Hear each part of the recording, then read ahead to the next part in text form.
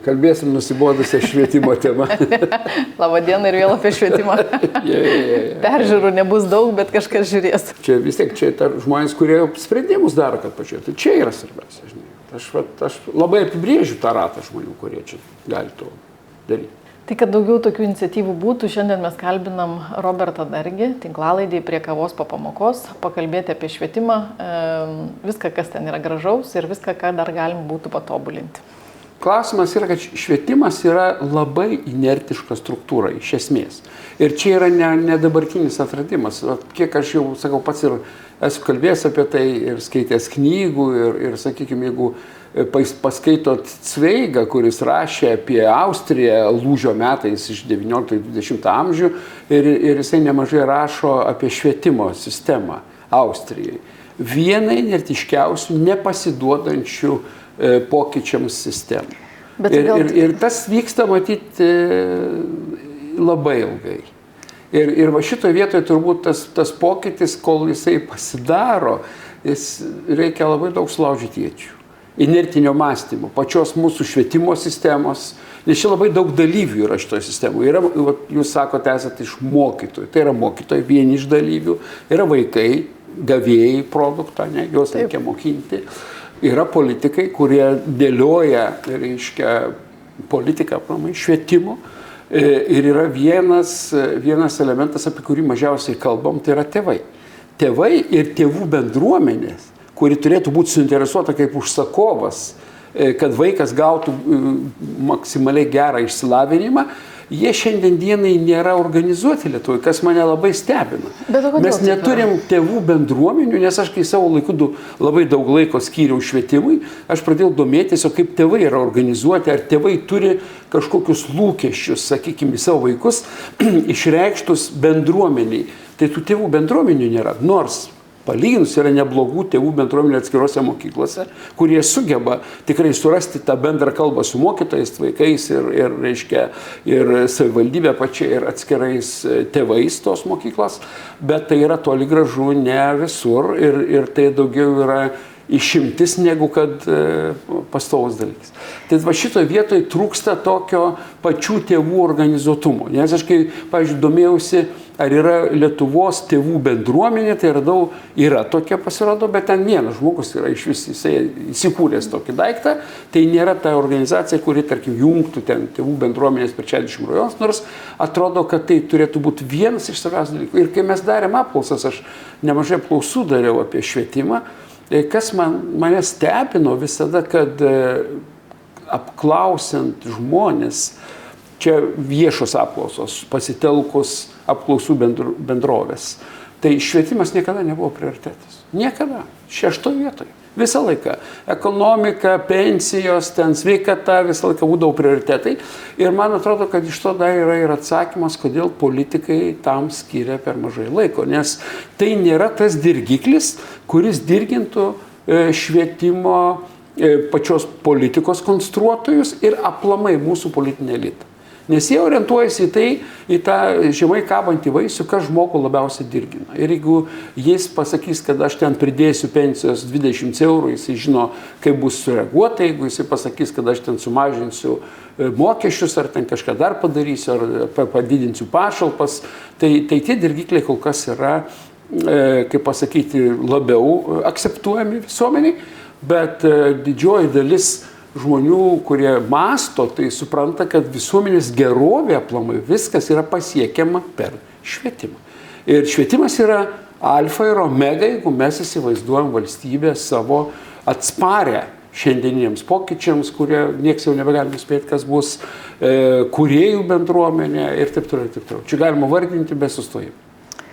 Bet jūs sakot, ar ne, ir mes taip bendrai sutarėm, kad švietime yra keletas žaidėjų, ar ne? Mes turim tėvus, mokytojus, vaikus, verslą, tie patys tėvai, ar ne? Tai jeigu truputį visus... Verslė, tai vis tiek daugiausia turbūt irgi verslininkai yra tėvai. Tai viskas tvarko, bet jeigu mes pabandytume juos visus truputį apžvelgti, kur čia bėda su kiekvienu yra, arba ne bėda, kur iššūkis yra. Pavyzdžiui, tie patys tėvai jūsų paminėti, ar ne? O kaip jums atrodo, kodėl jie, nežinau, nesidomi, nesikiša, nesupranta svarbos?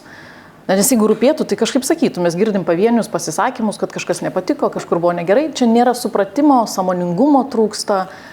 Turbūt matot, nėra viskas taip monochromiškai. Yra tėvai, kurie rūpinasi, labai rūpinasi savo vaikais. Aš esu vienas iš tokių, kur man esminis dalykas buvo investuoti į vaikų švietimą, kad jie gebėtų būti kūrėjais, kad jie gebėtų konstruoti savo gyvenimus, savo vaikų gyvenimus ir dėkui Dievui tai yra neblogai pavykę. Taip kad aš manau, kad nemažai yra tokių tėvų, kurie tą daro. Ir šiandien dienai aš manyčiau, kad čia reikėtų tyrimus pasidaryti bendrai, kiek pas mus šiandien procentais užima švietimo jau privatus ugdymas, pradedant nuo darželių ir aš manau, kad tokie galbūt yra dalykai. Tai man atrodo, jau tie tėvai, kurie šiandien supranta svarbą, investuoja į savo vaikų švietimą, tai jau yra tie, vadinkim, susipratę. O ką darom su nesusipratusiais? Šitą dalį perima kažkas valdžia? Su nesusipratusiais vėl. Aš pats patyręs esu kalbantis su mokytojais dažnai mokyklose, rajonuose įvairiuose, kad mokytojai sako, kad nemažai tėvų, ypatingai rajonuose, nuostatos yra, kad mokykla yra atsakinga už švietimą ir jie deleguoja visą tą atsakomybę mokyklai. Tai va čia klausimas prasideda vėl, tada tėvai nesupranta, kad viskas vis tiek prasideda šeimoje. Ir turbūt tada reikia dar giliau eiti ar dar atgal eiti, kiek mūsų tie tėvai yra išlavinti, suprasti tą. Ir aš manau, kad visų mūsų pareiga ir aš esu vis tiek šalininkas tokios elitarinės valstybės, sakykime, aš vis tiek sluoksnius suprantu, kad jie yra. Mes galim neigti, mes galim pasakyti, kad mes čia visi vienodi ir taip toliau, viskas ok, bet tie sluoksniai gyvenime vis tiek yra. Ir atsakomybė už valstybę, ir aš sakyčiau, ne tik atsakomybė, bet ir pareiga, jinai turėtų būti mūsų visuomenės elito, ar vadinkim dar žodis, kuris baisiai negražus, yra aristokratijos turėtų būti pareiga. Už visuomenę. Ir šitoje vietoje, mano galva, kalbėti apie tai, nors kartais atrodo, kad čia nėra mūsų kasdienis darbas ir taip toliau, ir kalbėti, ir daryti pokyčius reikia tiek politiniam elitui, tiek akademiniam elitui, tiek kultūriniam elitui, tiek verslo elitui, lygiai taip pat. Nes gal tas mūsų backgroundas, tas, kuris atėjęs yra iš tos sovietinės sistemos, kai tau visą laiką buvo primenama, tu tik pats nieko negalvok, tu daryk, kas pasakyta, tai nemaža dalis tų vaikų, kurie šiandien yra, pasiekoja yra tos kolektyvinės pasąmonės. Tai tie dalykai, tie pokyčiai pasąmonė vis tiek jie išlieka. Ir norint pakeisti, reikia dirbti. Patys savaime tie dalykai nepasikeis. Tam trūksta mūsų visų įdirbio. Ir aš laikiau savo pareigą važiuoti į mokyklas, kalbėtis, nors atrodo verslui čia visiškai mums, kaip nedažnai būna, neretai, iš esmės būna pasakoma, tai verslininkams svarbu darbo jėga daugiau ir niekas. Tai čia tie žmonės, kurie nesupranta, ką kalba, taip gali tik tai išnekėti. Mes suprantam, kad vis tiek valstybė stipri tada, kada yra stiprus kūrėjų sluoksnis. Kūrėjų sluoksnis, žmonės, kurie kūrė paslaugas, kurie kūrė produktus, kurie savo darbą atlieka maksimaliai gerai, tai kaip turi daryti. Ir va čia jau reikia šiandien dieną apie tai kalbėtis. Ir jeigu žmonės galvoja, kad tik tai verslui čia reikia kažkokių pigių darbininkų, tai jie kalba tokia 19 amžiaus savokom. Iš esmės mums reikia kalbėti apie 21 amžių, apie tai, kad šiandien kiekvienas žmogus kūrėjas, kad jis pati pradėtų kalbėti apie tai, kiek dirbtinis intelektas gali pakeisti mūsų visus kūrybinės galės ir kaip žmogus būtent numesdamas savo tokius rutininius dalykus, įjungdamas dirbtinį intelektą gali daug daugiau sukurti, daug didesnę pridėtinę vertę visuomeniai daryti. Ir didžiąja prasme aš apie tai daug kalbėjau važinėdamas po mokyklas ir kalbėdamas vaikams, aš sakiau, nebūtinai jūs turi būti verslininkai, jūs būkit geri gydytojai, būkit geri mokytojai, būkit mokslininkai, būkit menininkai, bet pirmas dalykas, jūs norėkit būti kuo nors. Nes tas paternalizmas, kuris dažnai iš politiko ateina, jūs tik rinkit mus, o mes jumis pasirūpinsim ir mes jums sukursim gerovės valstybę, tai yra dalykas, kuris iš esmės visuomenę atmeta atgal arba stabdo jos vystymas.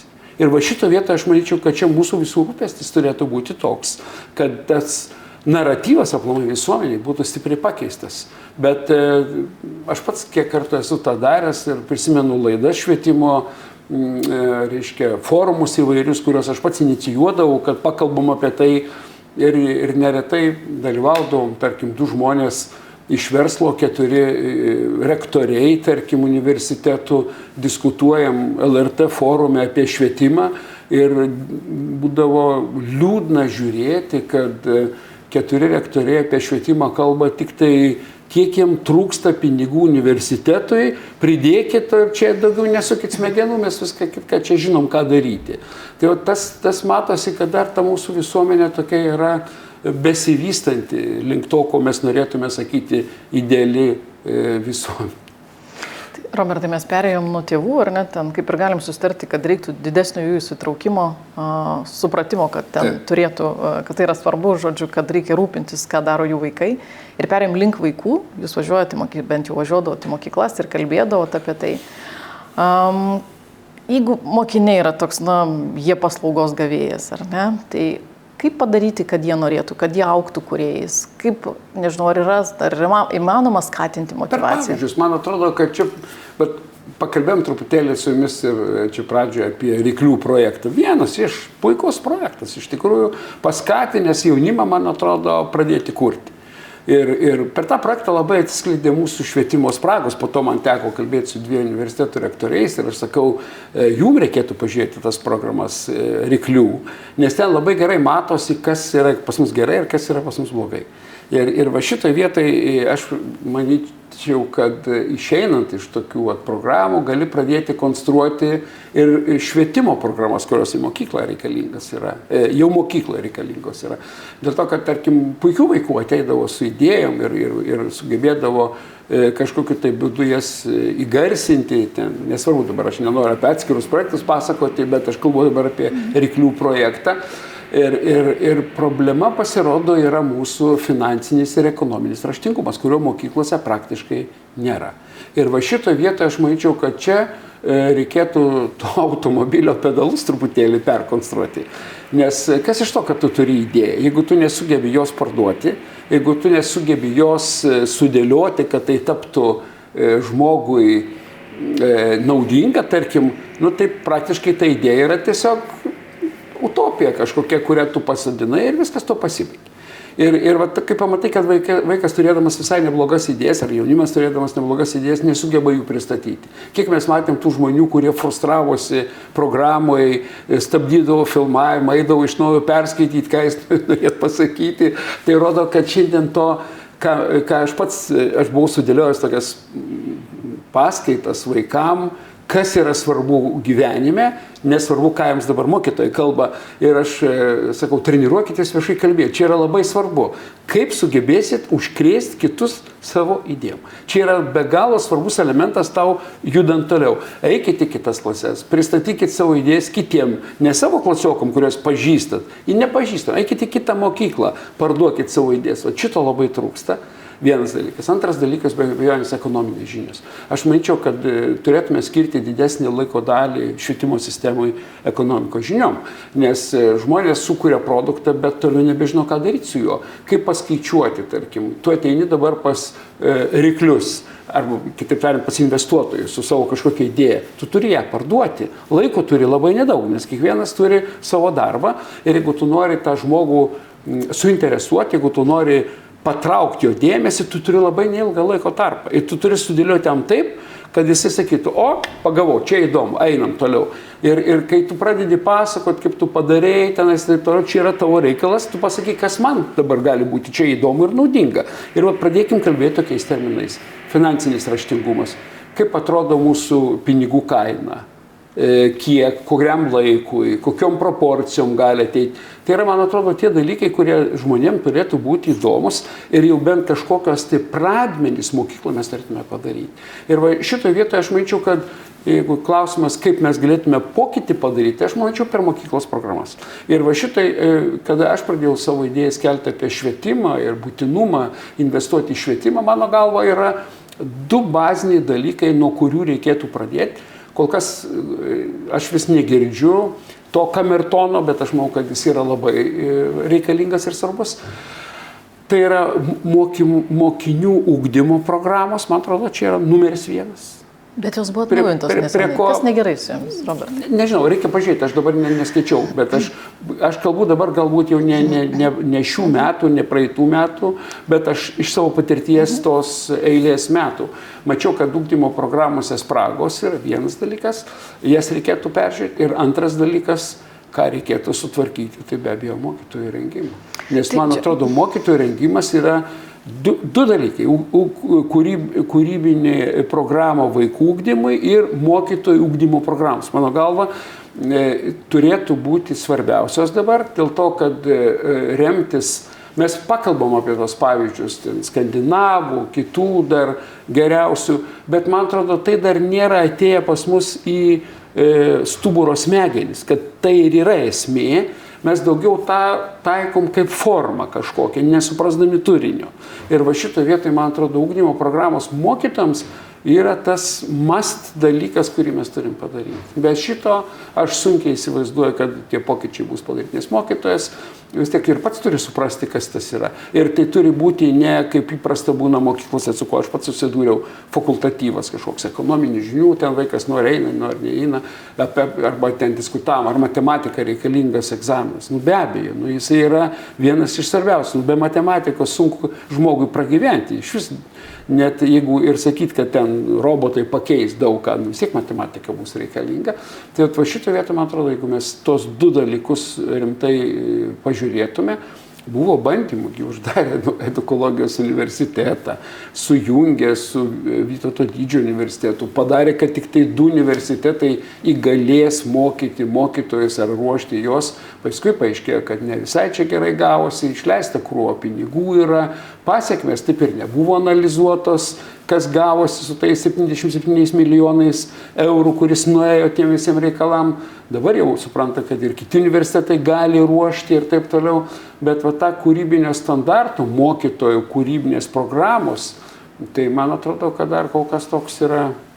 Robertai, bet mes kalbam apie mokytojų ruošimo programas. O ką daryti su tais 35 000, kurie dirba mokykloje, ar ne? Nes ateinantis jaunas žmogus, kuris nori būti mokytoju, tai viskas tvarkoja, mes galim peržiūrėti, greičiausiai galim adaptuoti tas programas, išvardintus jūsų dalykus įtraukti, ar ne, nežinau, pardavimų strategijos, viešo kalbėjimo, žodžiu, kad tas pats mokytojas galėtų užkrėsti vaiką, ar ne?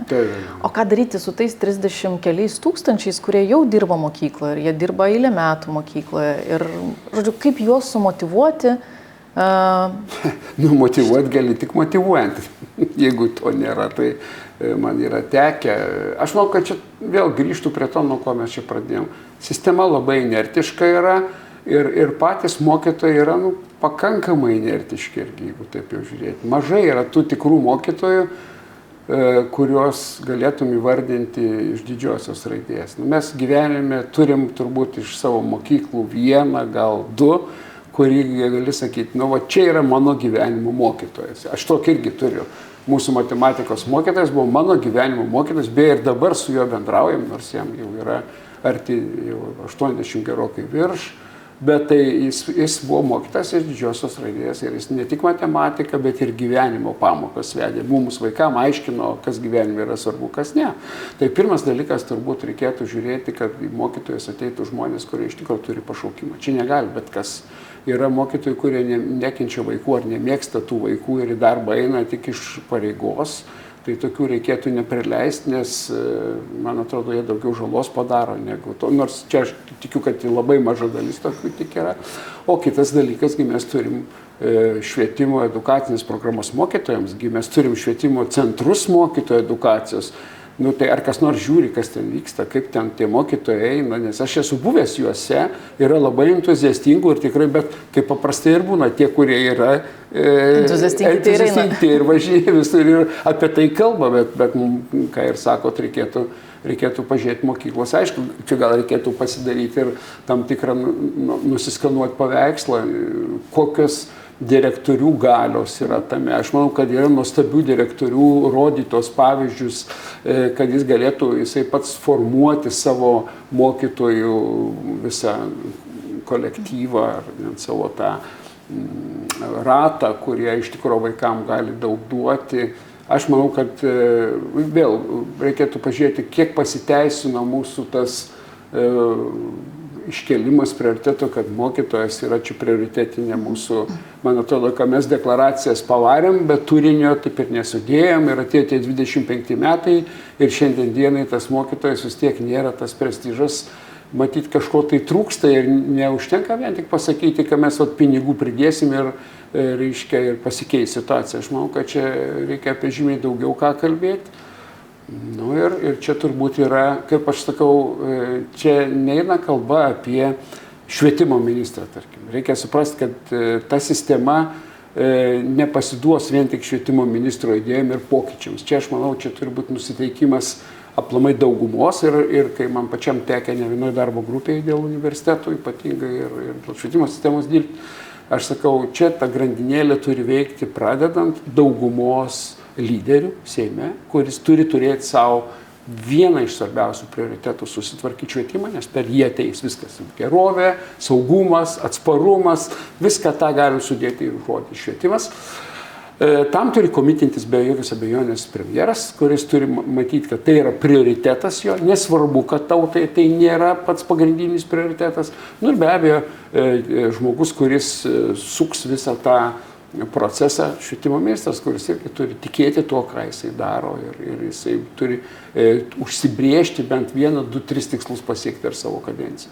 Tai aš taip matyčiau, bet šiandien dienai, kiek aš jau turiu patirties, taip, niekada taip nebuvo, nes nei daugumos lyderiai, nei vyriausybių vadovai švietimo niekada nebuvo įsirašę savo į prioritetinius darbus. Tai aš manyčiau, kad nuo to reikėtų pradėti. Vėlgi, kaip ir sakiau, visuomenės lūkesčiai kokie švietimui. Nuo čia reikėtų pradėti. Kad visuomenė, kad jūs kalbėtumėte apie tai kiekvieną dieną. Turiu porą klausimų. Ar galima sakyti, kad švietimo sektorius yra specifinis? Na, tarsi lyginti su kitais. Dėl ko klausiu? Dėl ko specifinis? Ką noriu, prie ko pritempiu. Žodžiu, vis pasigirsta iniciatyvų iš verslo, kurias mes labai sveikinam, nes verslas ateina su savo perspektyva, su skaičiavimais, pamatavimais, duomenų analizėm ir šito atnešimą į švietimą. Ar verslas gali, ar galėtų perimti, tarkim, švietimo sistemos, nežinau, kažkokią valdymo dalį? Aš nežinau, valdymo sunkiai sakyčiau, bet kad galėtų proceso dalyviais būti vienareikšmiškai taip, nes aš šitas iniciatyvas dar būdamas pramonininkų prezidentų rodžiau, ne vieną ir ne dvi, ir aš kėliau visada klausimą mūsų suvažiavimuose, susirinkimuose, eikite į mokyklas. Vat, nesvarbu, mes turim labai gerą išplėtotą regioninį tinklą verslo, turiuomenį įvairios pramonės prekybos rūmai, Panevėžy, Šiauliuose, Klaipėdoje, Kaune, Vilniuje. Verslo organizacijos, Tauragės verslininkų, Mažeikių verslininkų asociacijos.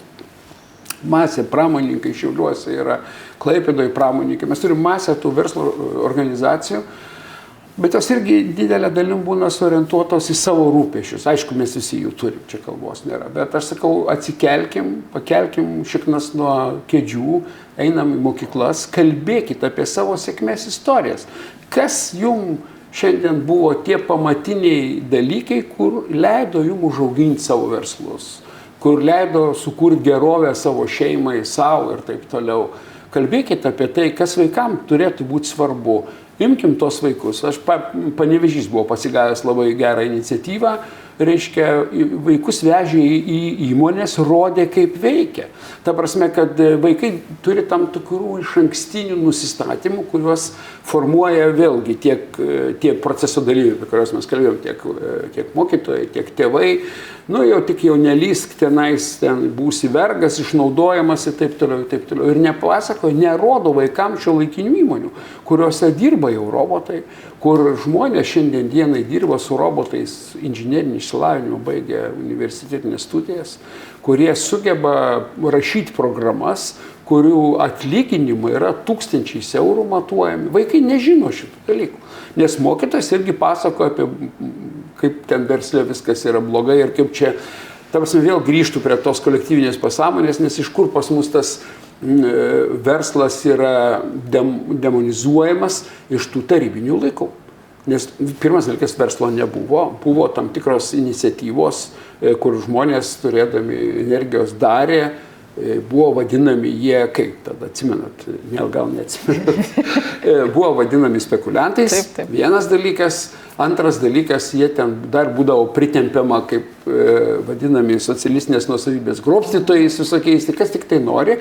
Ir ta prasme, ir didelė dalim dar tas paveiksliukas, išlieka, sunkiai keičiasi, bet aš sakau verslo žmonėm, apie ką jūs klausėt, kad ir nuo mūsų priklauso, kaip mes tą pateiksim, kaip mes tą rodysim, kaip mes eisim į mokyklas, į mokymo procesą, kaip mes vaikam parodysim, kas tai yra. Nes šiandien dienai vis kuo toliau, tuo mažiau reikia kalbėti apie kažkokius tai sunkius, rutininius darbus, viską tą perima mašinos. Bet šiandien žymiai daugiau reikia kalbėti apie produkto dizainą, apie produkto technologiją, apie tai, kas yra marketingas, kaip mes jį parduosim, kur mes tą žinią paskleisim, kaip sudominsim žmogų, kodėl šitas produktas jam turėtų būti naudingas. Ir tai yra visiškai dalykai, kurie paima visiškai kitas sritis, kūrybingumą, žmogaus, vėl grįžtų prie to, ką kalbėjom, gebėjimą viešai kalbėti, sudominti ir taip toliau, ir taip toliau.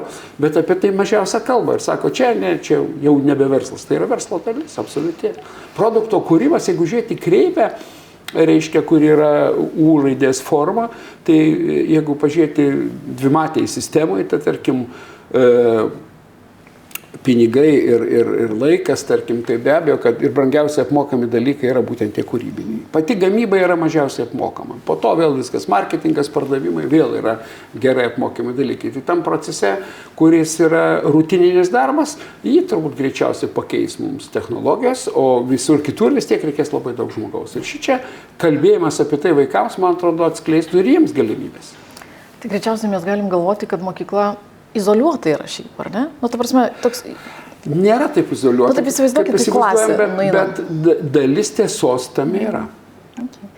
O jeigu, Robertai, taip visiškai pafantazavus, įsivaizduokit, nubraukiam visą švietimo, nėra sistemos, ar ne? Mes turim vaikus, turim visą tą pačią, visus tos pačius dalyvius. Gal švietimas, jis nebeturi būti tokios sistemos arba tokios formos, kokios dabar yra. Jeigu jums reikėtų sukurti naują, ar būtų lygiai tokia pat sistema, mokyklos, klasės, mokytojai, auditorijos, vaikai, vadovas, ar mes pereitume prie kažkokio visiškai kito modelio, kuris dabar neegzistuoja? Technologijos truputėlį įtakojusios yra, bet vis tiek tas mokytojas iš didžiosios raidės, aš įsivaizduoju, kad proceso dalyvis labai svarbus yra. Nuo senovės, jeigu tu pažiūrėtume dabar kada dar nebuvo mokyklų, bet mokymai visą laiką vyko. Taip. Ir vienu atveju mokytojas būdavo šeimoje tėvas arba mama, nesvarbu. Ir šitoje vietoje jis mokindavo vaiką tam tikrų įgūdžių išgyventi. Dabar nubraukim tas visas mokyklas ir mūsų švietimo pertvarko, švietimo amžiaus pasiekimus. Taigi suprasti, kad homo sapiens išsilaikė iki šių dienų, reikia suprasti, kad mūsų protėviai vis tik buvo mokinami, nes jeigu nebūtų, tai jie būtų nesusiradę nei valgyti, būtų sušalę turbūt, jeigu nemokėtų ugnies. Tai čia mokymo procesas jis yra be pradžios ir be pabaigos, ta prasme vis tiek vykstantis. Tai toj vietoj, kad mes susisteminom, atsirado mokyklos, atsirado mokytojai, mes susisteminom viską tą ir aš įsivaizduoju, kad tą reikėtų tęsti daryti, bet aišku, kad technologija neleidžia visiškai kitaip. Nuotoliniai mokymai atsirado, daug instrumentų labai įdomių atsirado, tie patys, tarkim, mokomosios bendrovės kažkokios ten atsiranda, jau daug skaitmena padeda mums tą daryti, bet vis tiek aš manau, kad nemažą laiko dalį vis tiek tas žmogaus kalbėjimas, ypatingai sudominimas bus tam procese. Gal mažesniam grupėm, gal reikėtų, kaip aš sakau, labai vienas yra svarbus elementas mokykloje, kur mums reikia irgi, man atrodo, kaip čia pasakyti, ugdyti. Tai yra vaiko talento atskleidimas, man atrodo, yra vienas iš svarbiausių dalykų. Mes visi turim talentus, iš tikrųjų, įvairius. Vieni daugiau, kiti mažiau, bet nėra žmonių neturinčių, ta prasme, tik tai reikia jį atskleisti. Ir šitoje vietoje turbūt vienas iš mūsų švietimo sistemos arba mokytojų turbūt uždavinių yra vaikė atrasti, kas yra jam. ne visi, aš nenoriu pasakyti, kad visi turi būti verslininkai, jokių būdų nenoriu tai būti suprastas. Ir užtat kalbu ir apie meną, ir apie mokslą, ir apie begalės darbų, kurie šiandien yra labai reikalingi visuomenė, tarkim, tėvynės gynyba, kaip mes dabar kalbam, tai šiandien reikia profesionalų žmonių, kurie žinotų, kaip tą padaryti. Tai čia nieko bendro su verslu nėra visai.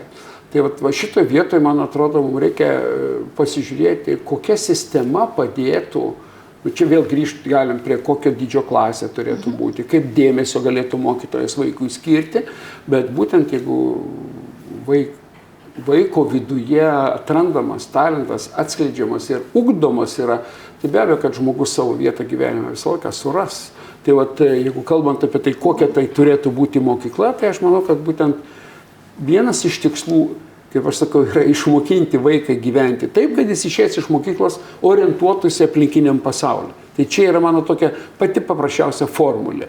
Ką reikėtų į vaiką sudėti, tai kad jis išėjęs, reiškia, sugebėtų, reiškia, gyventi, o ne ten nuėjęs pasiskolinti iš bobutės paskolos ir paskui pasakyti, kad jau aš nebegaliu Lietuvoje gyventi, bėgu lauk, nes jau čia skolos mane prispaudė.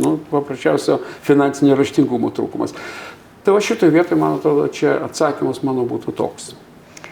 Robertai, ir paskutinis klausimas. Žodžiu, atrodo, kad viską kaip ir techniškai, sistemingai susitvarkėm, ta prasme, sistema veikia, vaikai mokyklas eina, klasės mokytojų dėmesį, nežinau, turinį galim pareguliuoti.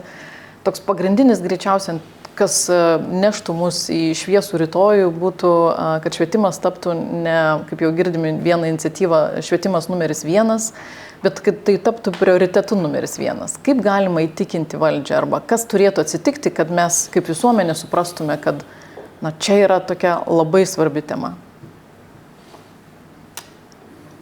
Aš neturiu atsakymą tokį klausimą. Dėl to, kad aš kalbėjau apie tai nemažai, kad iš esmės dirgikliai, kurie dirgina politikus, reiškia, yra paprastesni, į ką žmonės kasdien reaguoja. Kad atsakyti jūsų klausimą, turbūt nuo to reikėtų pradėti, kad valstybėje turi atsirasti žmonių, kurie galvoja apie šitą valstybę. Plačiaja prasme. Ne apie tai, kaip šiandien užsidirbti eurą ar 2. Ne apie tai, kaip būti išrinktam, nesvarbu, į tarybą, į kažkokį Seimą ar ten dar kažkur. Bet žmonių sluoksnis, aš ne veltui paminėjau tą savo požiūrį elitarinės valstybės, kad atsirastų tas žmonių sluoksnis, kurie suprastų, kad jeigu mes norim, kad mūsų valstybė išliktų šimtmečiais, mes turime investuoti į žmonės, kad jie taptų stiprus. Aš tą paralelę dažnai gyvenime vedu, kodėl aš tiek daug investavau savo laiko ir energijos, ir resursų į buriavimą. Man buriavimas labai patinka. Tai jeigu taip apspręst vėl švietimo temą per pavyzdį, tai šiandien dienai, jeigu visuomeniai mes turėtume daugiau kapitonų, tai visuomenė būtų kitokia.